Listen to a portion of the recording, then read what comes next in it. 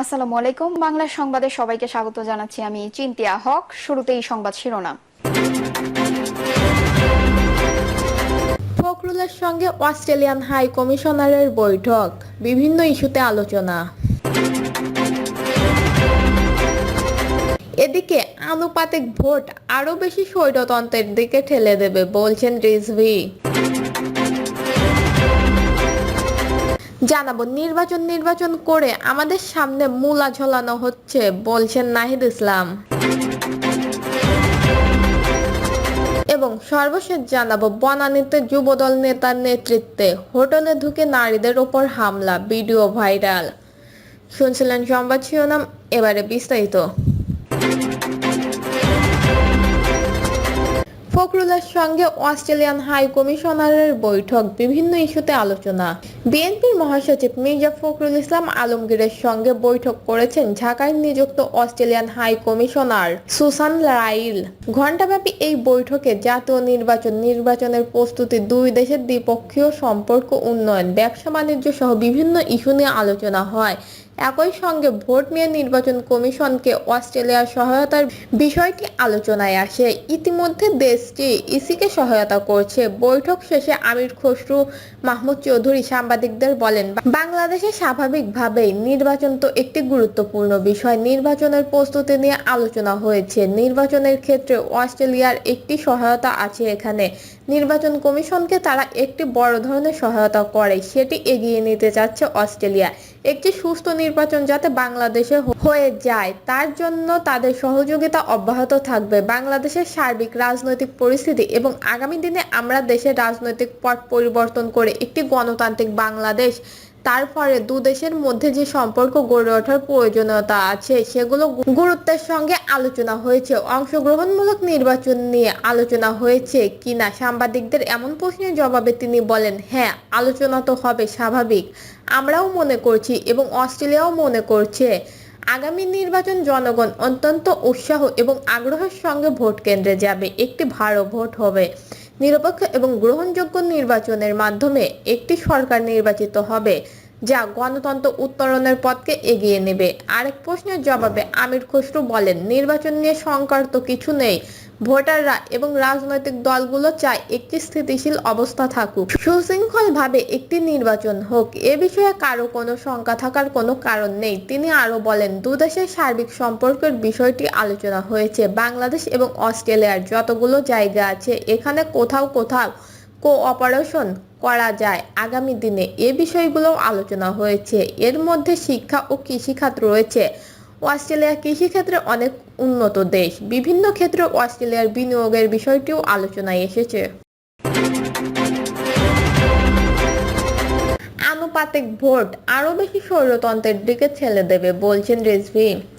সংখ্যানুপাতিক প্রতিনিধিত্ব বা আনুপাতিক ভোট আরও বেশি স্বৈরতন্ত্রের দিকে ঠেলে দেবে বলে মন্তব্য করেছেন বিএনপির জ্যেষ্ঠ যুগ্ম মহাসচিব রুহুল কবির রিজভী। তার ভাষায়, এতে স্থানীয় পর্যায়ে নেতৃত্ব গড়ে ওঠার সুযোগ বন্ধ হয়ে যাবে। সেই অনুষ্ঠানে রুহুল কবির রিজভী বলেন, আজকে নানা কথা সামনে আনা হচ্ছে। আনুপাতিক ভোট কেন? আনুপাতিক ভোট এটা তো এলাকার নেতৃত্ব গঠনের পথ রুক্ষ করবে। কেউ যদি দীর্ঘদিন এলাকা থেকে মানুষদের সঙ্গে যোগাযোগ রেখে নেতা হন, তাতে তো তখন দলীয় সিদ্ধান্তে বাদ দেওয়া হতে পারে। এতে আরো বেশি স্বৈরশাসনের দিকে যাওয়া হবে। বিএনপির চিরায়ণ গণতন্ত্রের যে ভোট, সেই পদ্ধতি চেয়েছে উল্লেখ করে রিজভী বলেন, যারা বৈধ ভোটার তারা ভোট দিয়ে প্রতিনিধি নির্বাচন করবেন। যে দলের প্রার্থীরা সবচেয়ে বেশি ভোট পাবে তারাই সরকার গঠন করবে। 18 কোটি মানুষের পাশে যেখানে 12 কোটি ভোটার, সেখানে কিভাবে আনুপাতিক ভোটের কথা বলা হচ্ছে তা আমরা বুঝতে পারছি না। আওয়ামী লীগের মতে রক্তপিপাসু দল যাতে আর ক্ষমতায় না আসতে পারে সেজন্য গণতান্ত্রিক শক্তির ঐক্য দরকার বলে মন্তব্য করে রিজভী। তিনি বলেন, গণতন্ত্র মানে হচ্ছে একে অপরের বিরুদ্ধে মুক্তভাবে সমালোচনা করা, ভিন্নমত প্রকাশ করা। বিভিন্ন রাজনৈতিক দল নিজ নিজ কর্মসূচি নিজ কাজ করবে, কিন্তু দেশের সর্ববৃহত্তম স্বার্থে আমাদের একে অপরকে সহযোগিতা করতে হবে, এটাই হওয়া উচিত। বিএনপির নেতাকর্মীদেরকে সতর্ক থাকার আহ্বান জানিয়ে রিজভী বলেন, গণতন্ত্রের পক্ষের শক্তি হিসেবে আমাদের এমন আচরণ করতে হবে যাতে কোনো সাধারণ মানুষ ক্ষতিগ্রস্ত না হয়। কোনো চাঁদাবাজি, দখলবাজির সঙ্গে বিএনপি বা এর কোনো অঙ্গ সংগঠনের নাম যাতে না জড়ায় সেটি নিশ্চিত করতে হবে। নির্বাচন করে আমাদের সামনে মূলা ঝোলানো হচ্ছে, বলছেন নাহিদ ইসলাম। নির্বাচনের দাবিকে ধোঁকাবাজি বলে উল্লেখ করে জাতীয় নাগরিক পার্টির আহ্বায়ক নাহিদ ইসলাম বলেছে, শুধু নির্বাচন করে আমাদের সামনে একটি মূলা ঝোলানো হচ্ছে। আমরা এই ধরনের কোনো ধোঁকাবাজিতে বিশ্বাস করব না। তিনি বলেন, আমরা অবশ্যই নির্বাচন চাই, আমরা নির্বাচিত সরকার চাই, তবে এ গণ অভ্যুত্থানে যারা হত্যা করেছে শেখ হাসিনা সহ তার দোসররা যারা বাংলাদেশের বিভিন্ন জায়গায় এখনো লুকিয়ে আছে, তাদের বিচারের আয়ত্তায় অবশ্যই আনতে হবে। শেখ হাসিনাকে দেশে এনে বিচারের আয়ত্তায় আনার দাবি জানান তিনি বলেন, শেখ হাসিনা বিচার না হওয়া পর্যন্ত এই গণ অভ্যুত্থানের শরিকদের মনে দাউ দাউ করে আগুন জ্বলতে থাকবে, তা কখনো নিভবে না। সংস্কার সম্পর্কে তিনি বলেন, মৌলিক সংস্কারের মাধ্যমে নির্বাচনে যেতে হবে। এজন্য একটি নতুন সংবিধান লাগবে। বর্তমান সংবিধানকে আওয়ামী লীগের সংবিধান ও মুজিববাদের সংবিধান উল্লেখ করে এনসিপির আহ্বায়ক বলেন, এই সংবিধান ছুঁড়ে ফেলে দিতে হবে। এই সংবিধান আমাদের অধিকার রক্ষা করতে পারে নাই। আমাদের যখন রাস্তায় মারা হয়েছে, আমাদের গুম করা হয়েছে, এই সংবিধান আমাদের মানবাধিকার রক্ষা করতে পারে নাই। এই সংবিধান জনগণের সংবিধান নয় বলে তিনি মনে করেন। উত্তরবঙ্গে আবু সাইদের জীবন দানকে তিনি তাদের দায়বদ্ধতা বলে দাবি করে বলেন, উত্তরবঙ্গের বৈষম্য শিকার তরুণদের শক্তির অবমূল্যায়ন করে কেউ এগিয়ে যেতে পারবে না বলে তিনি মনে করেন। তিনি জুলাই পথযাত্রার সবাইকে সহযোগিতা কামনা করেন। তিনি শহীদ রুবেলের আত্মত্যাগকে অবিস্মরণীয় উল্লেখ করে বলেন, ছোট ছোট ছেলেরা যারা জীবন দিয়েছে, যারা পুলিশের বুলেট বুকে নিতে পারে, সন্ত্রাসীদের বুলেটের সামনে দাঁড়াতে পারে, যারা স্বৈরাচার হটাতে পেরেছে, তারা কি একটা নতুন বাংলাদেশ গড়তে পারবে না? এদের জীবনদানের বিনিময়ে আমাদের একটি সুন্দর ও স্বপ্নের বৈষম্যহীন এবং গণতান্ত্রিক বাংলাদেশ গড়ে তুলতে হবে।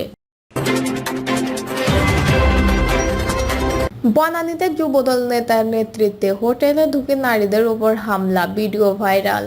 রাজধানীর বনানী থানা এলাকায় জাকারিয়া হোটেলে দল বেঁধে ঢুকে 2 নারীর ওপর হামলা করেছে যুবদলের নেতাকর্মীরা। গতকাল বুধবার রাতে বনানী থানার যুবদলের আহ্বায়ক মনির হোসেনের নেতৃত্বে এ হামলা ঘটে।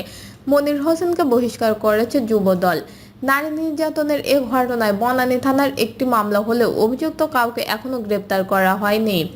এই ঘটনায় একটি ভিডিও সামাজিক যোগাযোগ মাধ্যম ফেসবুকে ছড়িয়ে পড়েছে। তাতে দেখা গেছে শাড়ি পরা এক নারী হোটেলের সিঁড়ি দিয়ে দৌড়ে নিচে নামছে।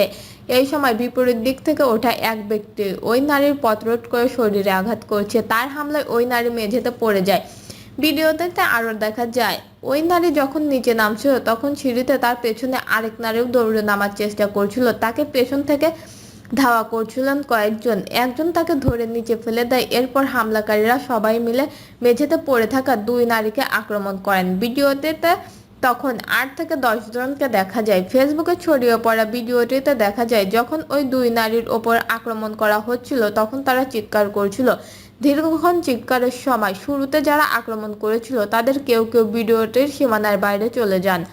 আবার নতুন করে কয়েকজনকেও সেখানে ঢুকতে দেখা যায়। এই সময় হোটেলটিতে ভাঙচুরের শব্দও পাওয়া যায়, কিন্তু এখনো এতে কোনো পুলিশ মোতায়েন করা হয়নি। দর্শক, এই ছিল এখনকার সর্বশেষ নিউজটি ভালো লাগলে একটি লাইক দিন, কমেন্টে আপনার মতামত জানান এবং আমাদের পাশে থাকার জন্য বেল বাটনটি অন করে রাখুন। ধন্যবাদ।